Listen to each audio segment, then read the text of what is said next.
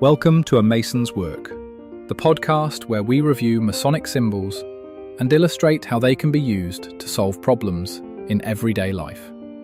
With your host, Brian Mattox, a proud member of the Craftsman Online Media Network. There is a distinctly real chance that as I go through this process, I'm going to be creating 3 or 4 videos or more on the same working tool as my knowledge of it increases, as I get feedback from other people. With that in mind, I want to start with one of the very first working tools that we have in the craft, and that is the 24-inch gauge. Now, the 24-inch gauge yields pretty easily to modest inquiry, but we'll start with the kind of highest level description.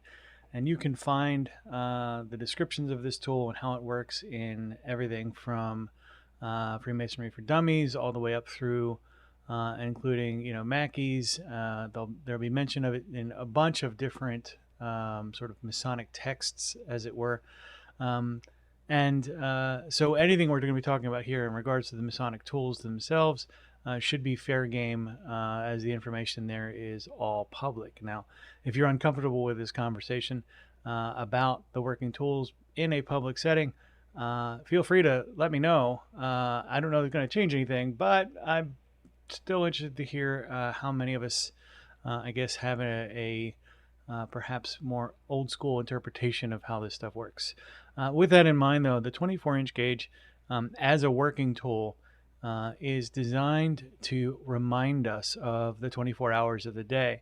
And in our in the lectures for this tool, when we talk to it, and there are tons of those, they'll talk about how those 24 hours, the 24 parts that are emblematic of the 24 hours of the day, should be divided into 3 equal chunks: 8 hours for your rest, 8 hours for your usual vocation, however you earn your living, and 8 hours for the relief of worthy and distressed brethren. Now, how that specifically lays out and all that kind of stuff, while the scripture is not really scripture, while the explanation of what the tool is pretty prescriptive, right? It says 8 hours for this, 8 hours for that, 8 hours for everything else. What the tool really speaks to is self-regulation and management of your time at the lowest level, right? The very easiest interpretation of this tool is watch your time. You've only got 24 hours in a day. Spend them well. But if you think about that just a little bit further, that spend them well in a structured approach, also implied in that mandate, is to make sure that you're not spending it doing frivolous stuff. So it's not just create a schedule and stick to it, or keep a balanced time. It is also about trying to make sure that the things that you do are of value, that the time you spend is worth the outcome you're creating or the process you're building or what have you. So beyond just like the, how do you get better at managing your time? And there's tons of self-help books on this. How do you determine what's important and what's not is implicit in that tool. Now, there's going to be deeper interpretations, and there's going to be more stuff with the 24-inch gauge as you go.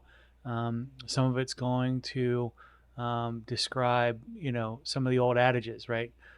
Pearls before swine, for example. Don't waste your best stuff on folks who can't appreciate it. Is all kind of the by proxy, the interpretation of a 24-inch gauge.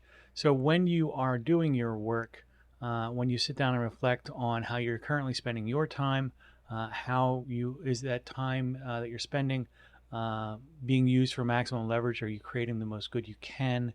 Are you doing the best things you can for your family, for the world, for your community? Those kinds of decision-making processes, as you use that 24-inch gauge, you will find that they reveal even more information as you go. So if you have additional insights on 24-inch gauge, I'd love to hear them. Please make sure to reach out and hit me on the contact us on the webpage. Leave a comment below, all that kind of stuff. And we'll see you in the next one. Thanks.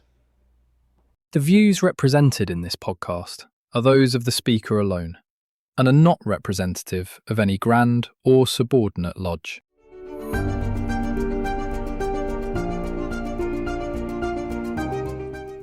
Hi, Brian here. I wanted to thank you so much for listening to this episode. If you have any suggestions or guidance for further episodes you'd like to see or hear, whatever the case may be, please don't hesitate to reach out to me at amasonswork.com, and we will try and incorporate your suggestions into a future recording. Thanks.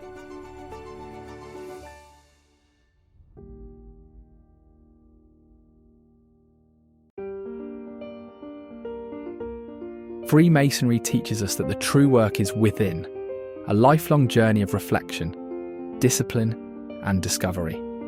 At A Mason's Work, we help Masons bring out their best selves through meaningful self-inquiry and symbolic practice. From personal reflection to lodge engagement, we offer tools that turn symbols into action. Visit us at amasonswork.com. The work is within. The time is now.